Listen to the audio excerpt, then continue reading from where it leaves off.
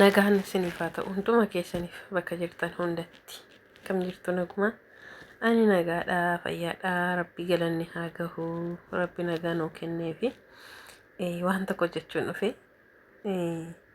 jaalalli abbaa osoo ibsamaa ta'e egaa haanaadhaa akkuma jirutti ta'e kan abbaa ana akka kiyyatti kan abbaa kiyyaan ibsadha maaliif haadha jechuun waa'ee haadha koo ibsachuu wallaaleen osoo hin taane haati koo gahummaa gahee isheen baate akkuma jirutti isheen tokkoffaarra waan jirtuuf osuma haadhan ibsinu jedhaniiyyuu isheen garaatti nu baattee gara ardii kanaatti nu fidde ishee ibsa jechuudha. Kanaadha himamee ibsamee sinuma waan ta'eef takka jaalala abbaa baqa ani abbaa kiyyaaf jaalalan isaa fi qabu hinnan ibsaa fi garuu haga samara keessa galee fi ibsuuf jechuudha. Amma maaliif jaalalaan ibsuuf yani baqa sin jaaladha bargaasheen jedhani akkas nan jedhani ani sin jaaladhaan gaasheen jedhaan garuu baqa maal akkamittiin akka nuuf keessaa ibsee isa baqa onnee koo keessa osilaa osoo maskaatii keessatti ilaalamaa ta'ee onnee ofii keessaa baasanii nama agarsiisuu hin danda'ama ta'e ifa baaseen agarsiifa'an ture garuu hin danda'amne wantichi jechuudha. Faana haasa'aasi gaashee bar ani sin jaalladhaan jedhaani dhugaa moo naan jedha dhugaa rabbii baay'een si jaalladhaan naan jedhu anuu sin jaalladhaan naan jedha. Amma baqa maal akkan jedhee ibsuus na wallaalamee jirtu laati namni akka koo namni abbaa ofii jibbu hin jiru garuu jaalala isaaf qabdan ibsitanii fi garaa sin gahuu kadidu. Baqa eenyuttu san amanuun abbaa kiyya waaqaa gaditti eenyuttu san amanu dhugaa rabbii maaliif akka ta'e hin beeku amma wajjin haasa'aa jirra. Osuma haasaa jirru gaashii barnan heerumaa an jedhaan hinnaan maasira dhaabattee hafta moorii heerumta malee naan jala hiifuuta miti bargoduu koo ati heerumta malee naan jenatti qallada inni illeen jechuudha. Anis sirriidha dhugaa kee jetteen jedhaan ittiin qallada baqa yeroon isa faana haasufu gammachuun koo daangaa darbaa dhugaa rabbii.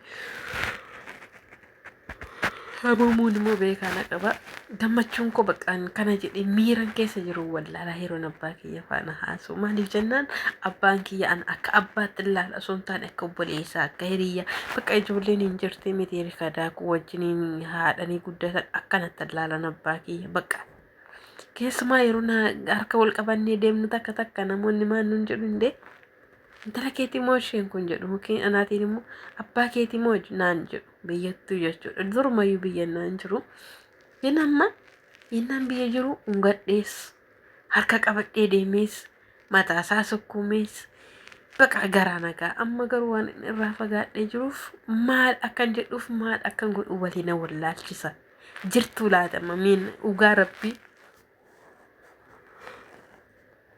Komentii jalatti naa barreessame warroonni jaalalli abbaa keessanii sin cannaqu bakka akkatti of keessaa baastanii isa mul'istan kan abdan jirtu laata. Ani amma bakka hojiittis jijjiiree isa gammachiifadha jedhee waan ani hin goone hin jiru gin garaa na ga'uu dide dhugaa rabbii yoo waan tokko ta'e bakka akka ijoolleetti faana naasaa amma asirratti. Takka nan heerumaan jedhaa natti qalladaa isattan qalladaa nama fahamannaa baqa obbolootuma kommuun isatti hamadha hunda keenya kan ashee isa mitiree abaluu akkas godheem gaashee abaluu akkas tureem gaashee jedhu kolfa inni immoo baqa maaliifi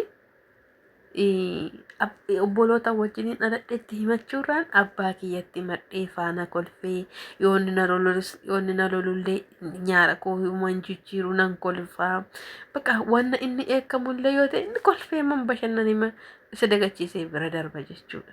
Gin abbaa nama hundaa akkuma abbaa kootii lakkaayii akka midhaan jabaqa dhugaa rabbii bargaa ishee ani sin jaalladhaa moo natti qalladee ka'e anu sin jaalladhaa birnaan jedhe.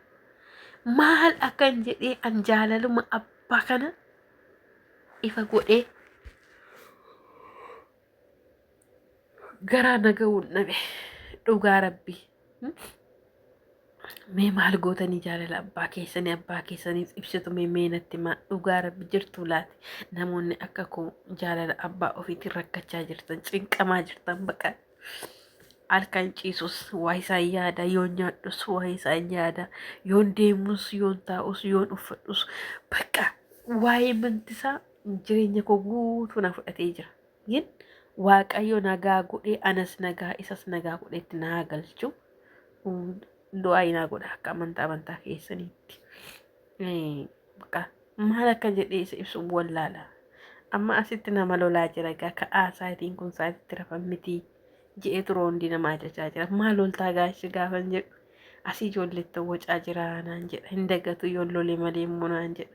Lakki dhiisi ati nama loliin hin jiru. Ani garaa jabummaa osoo hin taane nan yaadachiisaan jira naan jechaa jira jechuudha. Ani immoo ittaan kolfa. Bakka maal akkan waan naas gaafan isa faana haasa'u kanan jalqabaan xumuu kanattan darba. Kanan jalqaba oduu kanattan darba. Utuu isin xumuriin maaliif bakka miira gammachuu keessa galee waan naasuu waan anisus nan wallaalaa. Bakka amma sitti na faarfadhaa fi amma gannan akkanatti harka facaasu na faarfadhaa fi gaafa ati fuutee teetee kootiif fuutee ta'ee reefu jettee fuune waan ta'eef amma siif hin faarfadhaa jennaan mee jedhi kaasi dhaggeeffadhaa dhala. Akkanatti nani itti qoosaa jechuudha. Barri isiniif ta'eera amma yeroo kan keenyaa kun hin jiru. Amma immoo sirbine isiniin heerumsiisnaa fuusisnaa naan jedha.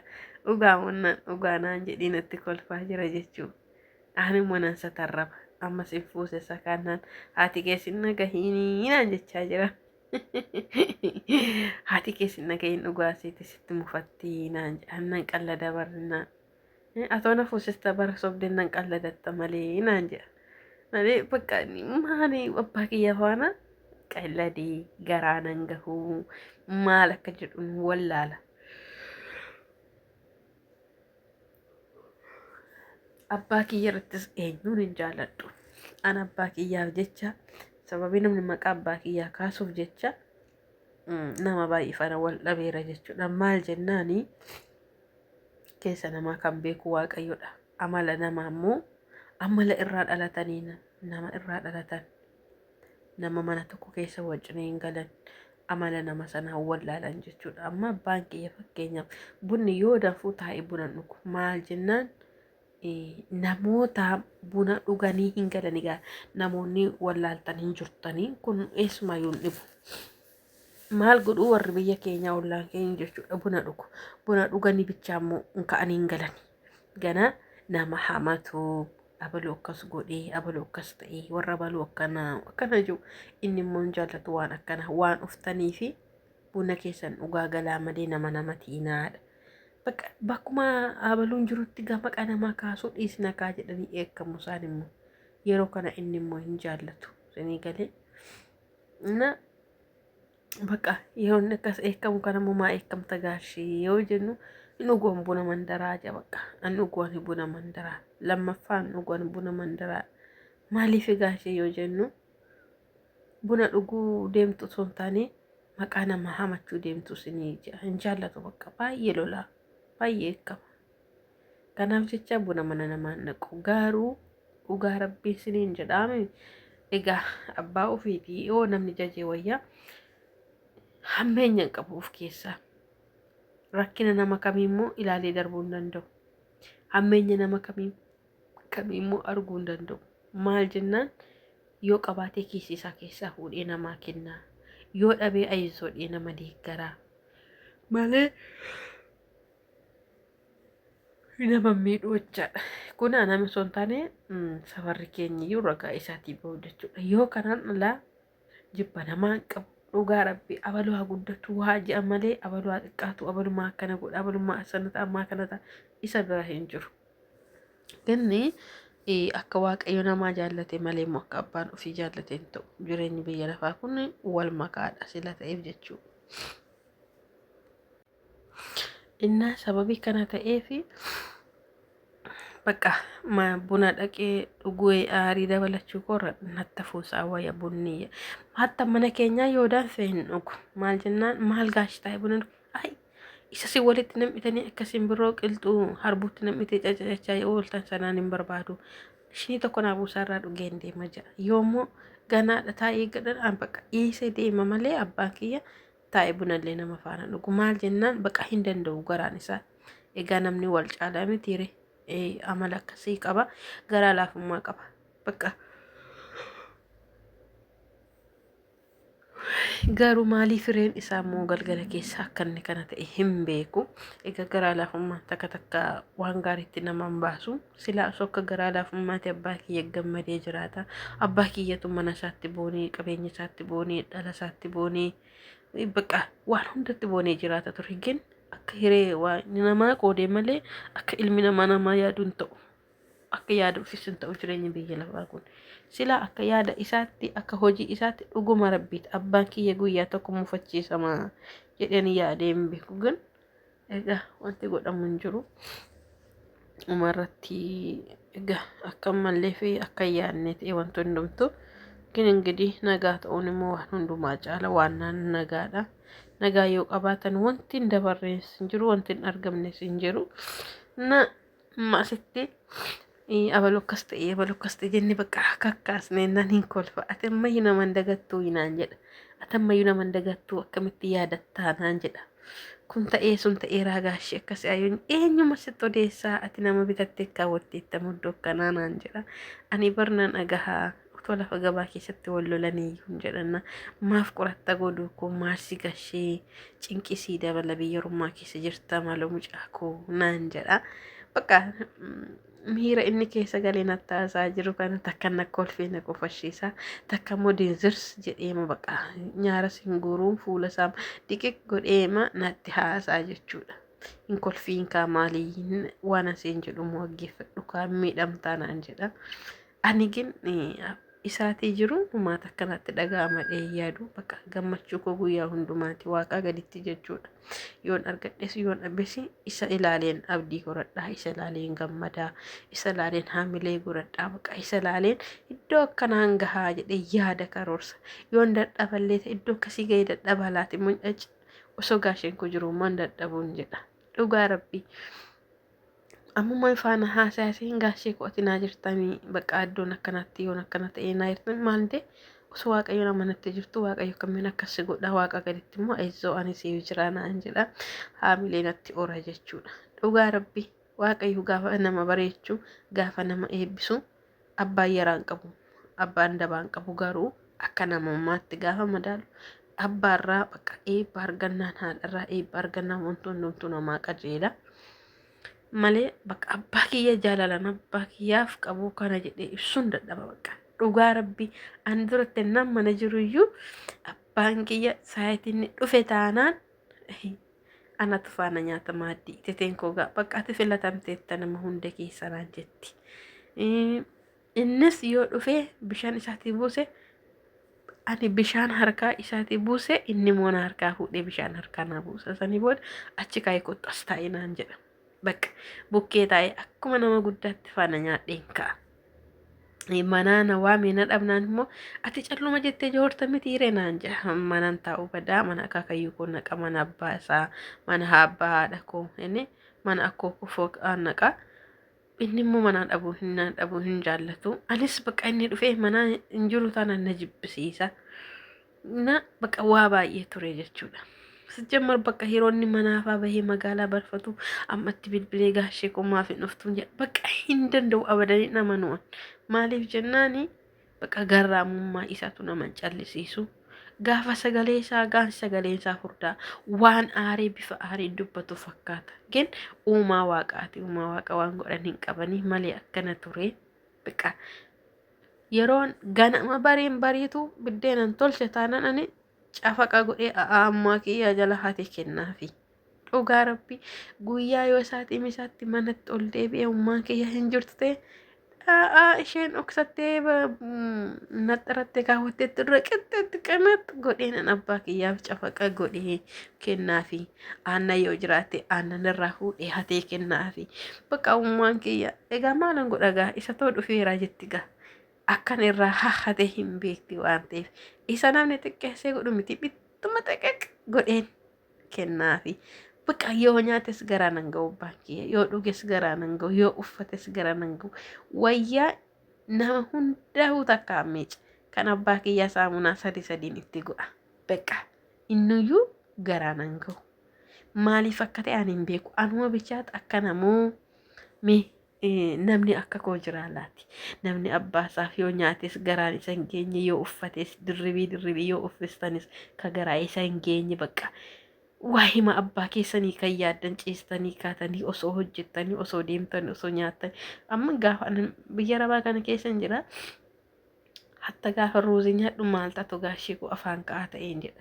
Maaltu gaasheen koo nyaata ta'een jedha. Bakka han nyaatu dhabee miti. Kan uffatu dhabee miti. Hin daarree hin beelofne kun gin yaraama yoo nyaadha ta'illee bakka maaltu gaasheen kun wajjiniin afaan kaawwata ta'een jedha. Maaliif akka ta'e hin beeku bakka. Jaalalli abbaa kiyyaa anaaf daangaa darbaadha. Daangaa dhabaadha. እንግዲህ ፈተነሙን ምኑመ ጅራ ፈተነመኒ ኩፈኒ ምኑመ ደርቡ እና አከነ ቱሬ ሚነሙን ጅርቱ ላቲን አከ ኪያ ከነ አባ ኬሰን ጃለተን ጃለለ አባ ኬሰን ከስን ጨነቁ በቃ ወስማ ሀደ ቀብዳን ማሃቲ ኬሰን ፈካስ ኮመት አመቴቴን ኮ በቃ ትኑ ያዱ ሚቴሪ አባ ኬ መሌና እንጀቲ ተቴ ለኪ በርስያ ዳሲንሌ ስልኪን አርገዱፍ መሌን ጀዳ ዱጋ ረቢ በቃ ናያዳ ተቴ ኮሌ ናያዳ isheen bakka yeroo hundumaayyuu yoo namni fayyaa ishee gaafatayyuu akkam nagaadha namni jeessa darbu ishee bira hin jiru. Galata waaqayyoo nagaa kooti maqaan isaa ulfaatu ganaa lallabdi isheen bakka. Isa isheen kana jettu amantiin ishiiyyuu ishee jiraachisa isheen jedha bakka. Amantiin isheeyyuu kutannoon isheeyyuu ishee jiraachisa hin jedha. Abbaan kiyya immoo garaa laafummaa qaba bakka. Baay'ee waa'ee isaa himuufis yeroo nan gahu guyyaanis nan gahu. Bakka maal akka jedheen waa'ee abbaa kiyyaa ibsadhu nan dhabaa gin hunduu harka rabbii jira.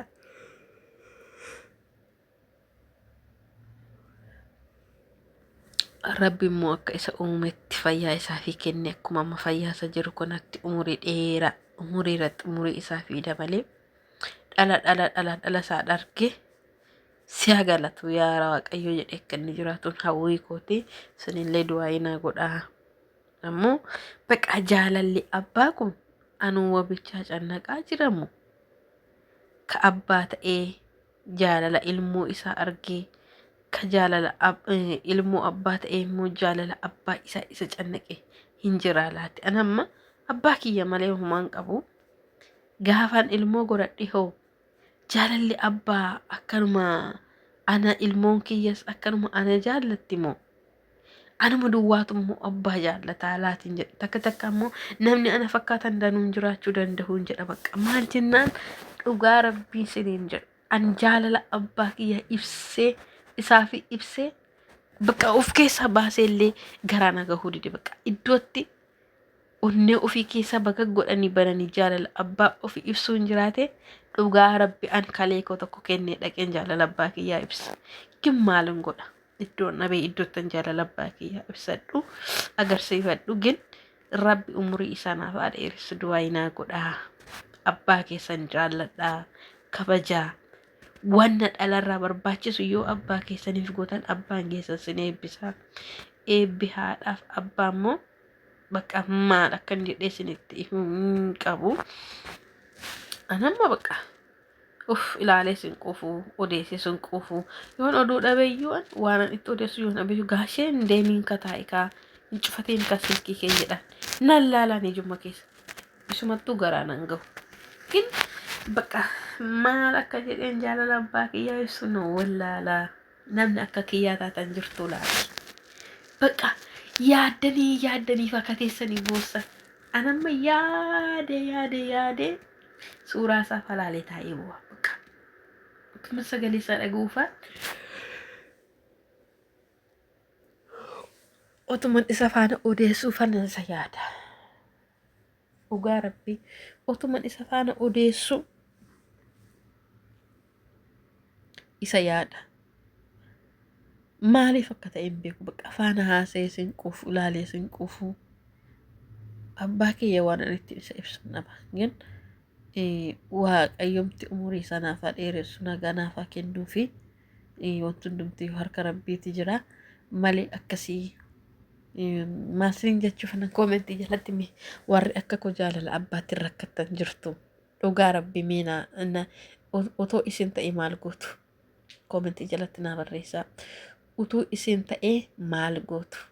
Yoo ciista halkan hirriba keessaa faka'een daawwalaa fi sa'aatii 8ffaatti. Bakka abjuu kootiin gaafan isa argeefaa taa'eeffaa ka'ee bu'a. Dhugaa rabbi maal akkan jedhee isa ibsu nan wallaala mee jirtuu laati. Utuu isin ta'ee jaalala abbaa keessanii akkas isin caannaqee bakka waa'een abbaa keessanii idimee jalaa anamma fakkeenyaaf biyya kana erga dhufe ture guyyaa tokko keessaan abbaa kiyya dagadhee hin beeku. Waa'ee isaa maala nagahaa maalirra jira gammadee jiraachaa jira moo maalitti jira bakka guyyaa tokko waa'ee abbaa kiyyaa dagadhee hin beeku. Sa'aatii 24 keessa sa'aatiin 4 bakka isa kaan qannase sa'aatiin 4 waa'ee abbaa kiyyaa yaadu isa kaan balleesse jechuudha la dogoggoran qabu faana. Warroon akka koo jaalala abbaatiin rakkattan jirtu dhugaa rabbii osilaa osoo dandahame osoo eeyyama isaa qabaadha ta'e utuma jira miti utuma naftaamii tokko ta'e biyya arabaa kanatti hafee abbaa kiyya fidadhee abbaa kiyya biyya kana keessa fata godhee jiraachifadhe bakka hawwii kooti osoo naftaamii ta'e tuun qaba ta'e qaabba kan jiraami.